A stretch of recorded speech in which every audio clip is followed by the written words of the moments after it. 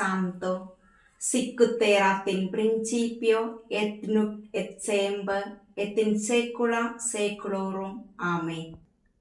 വിശുദ്ധ പൗലോസ് അപ്പോസ്തലൻ റോമാക്കാർക്ക് എഴുതിയ ലേഖനം 13-ാം അധ്യായം 12-ാം വാക്യം. രാത്രി കഴിയാറായി, പകൽ സമീപിച്ചിരിക്കുന്നു. ആകയാൽ നമുക്ക് അന്ധകാരത്തിന്റെ പ്രവൃത്തികൾ പരിത്യജിച്ച് പ്രകാശത്തിന്റെ ആയുധങ്ങൾ ധരിക്കാം. ഇന്ന് നമുക്ക് വിശുദ്ധ അഗസ്റ്റിന്റെ ത്രിത്വം എന്ന ബുക്കിനെ കുറിച്ച് ചെറിയ ഒരു അവലോകനം നടത്താം. ആരാണ് വിശുദ്ധ അഗസ്റ്റിൻ?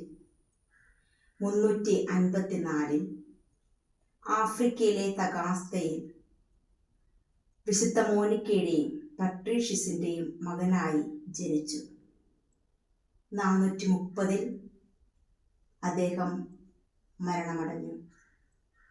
വെളിച്ചത്തിന്റെ പോരാളിയായി മാറിയ മഹാവിശുദ്ധൻ, സനാതന സത്യമായ ദൈവസ്നേഹത്തെ തിരിച്ചറിയാൻ വൈകിപ്പോയി എന്ന ഉറച്ച തിരിച്ചറിവോടെ നിഷ്കളങ്കമായി പാപങ്ങൾ ഏറ്റുപറഞ്ഞ് ലോകത്തിനു മുമ്പിൽ ഒരിക്കലും അസ്തമിക്കാത്ത സൗന്ദര്യമായ ദൈവത്തെ ലോകത്തിന് പകർന്നുകൊടുത്ത മഹാവിശുദ്ധൻ. ദ ട്രിനിറ്റി എന്ന പുസ്തകം 15 ബുക്കുകളായി തിരിച്ചിരിക്കുന്നു. അനേകം വർഷങ്ങൾക്ക് ശേഷമാണ് ഈ പുസ്തകം പൂർത്തീകരിക്കുവാൻ സാധിച്ചത്. അത്രമാത്രം ദൈവത്തെ ധ്യാനിച്ച് ജീവിച്ച് എഴുതിയ ഒരു പുസ്തകമാണിത്. ഈ പുസ്തകത്തെക്കുറിച്ച് ചെറിയ ഒരു അറിവ് നമുക്ക് ലഭിക്കാം.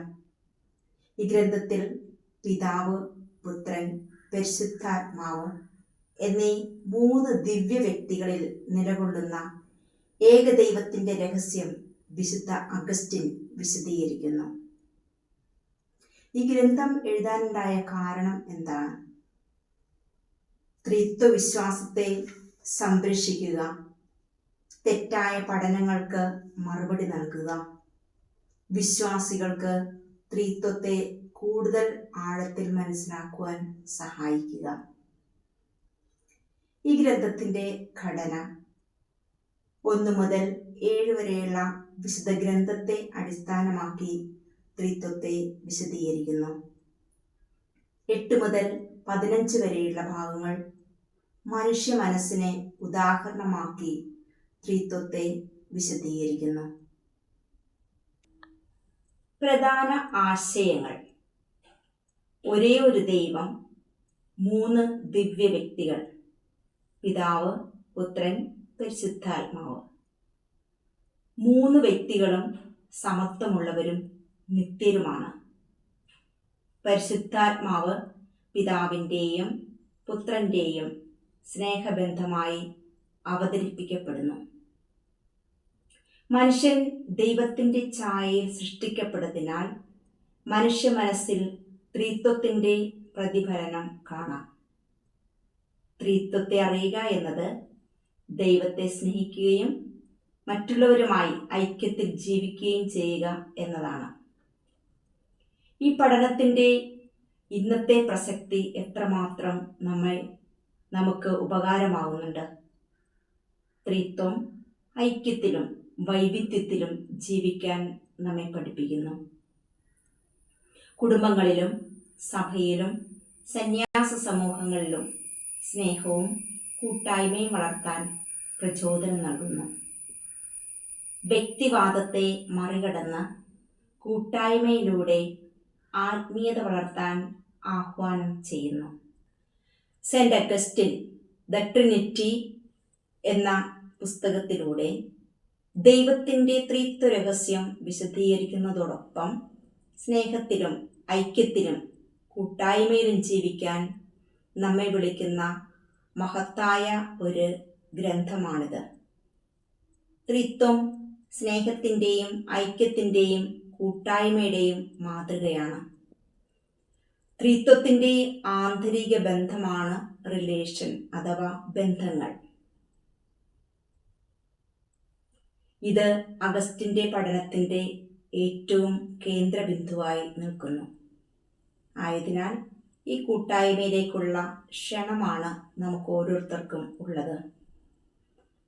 പരിശുദ്ധ ത്രിത്വത്തിനെതിരായ പാപമാണ് വിഭജനം അല്ലെങ്കിൽ ഡിവിഷൻ.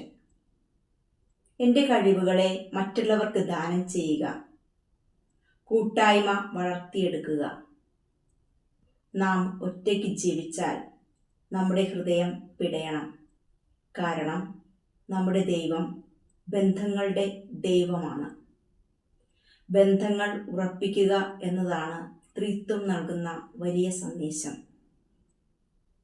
വിശുദ്ധ അഗസ്റ്റിൻ തൻ്റെ ആപ്തവാക്യം പറഞ്ഞു വച്ചിരിക്കുന്നത് ഇപ്രകാരമാണ്: ഒരേ ഹൃദയത്തോടും ഒരേ ആത്മാവോടും കൂടി ദൈവത്തിലേക്ക് പ്രയാണം ചെയ്യുക. ഇത് നമ്മുടെ ജീവിതത്തിൽ ഒരു ആത്മീയ വെളിച്ചമായി മാറട്ടെ. എന്താണ് പരിശുദ്ധ ത്രിത്വം?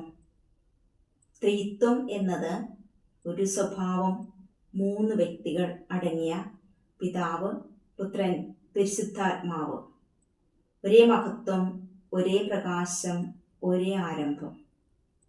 ഇവ ഉൾക്കൊള്ളാൻ നമ്മുടെ ബുദ്ധിയിലല്ല, മറിച്ച് വിശ്വാസത്തിൽ ആയിരിക്കണം സ്വീകരിക്കേണ്ടത്. വിശുദ്ധ അഗസ്റ്റിൻ്റെ ജീവിതത്തിലെ ഉദാഹരണം വളരെയധികം ശ്രദ്ധേയമാണ്.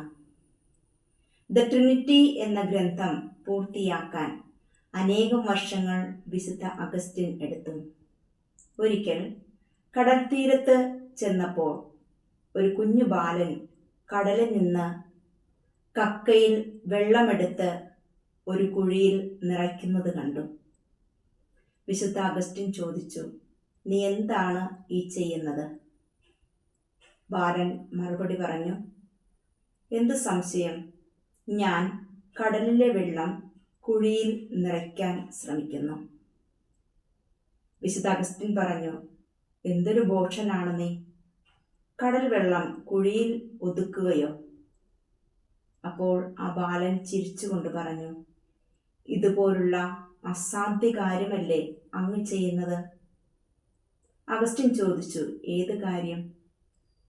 ബുദ്ധിക്ക് ഉൾക്കൊള്ളാൻ പറ്റാത്ത ത്രിത്വത്തെ അങ്ങയുടെ ബുദ്ധി കൊണ്ടളന്ന് ഒതുക്കുവാൻ ശ്രമിക്കുകയല്ലേ?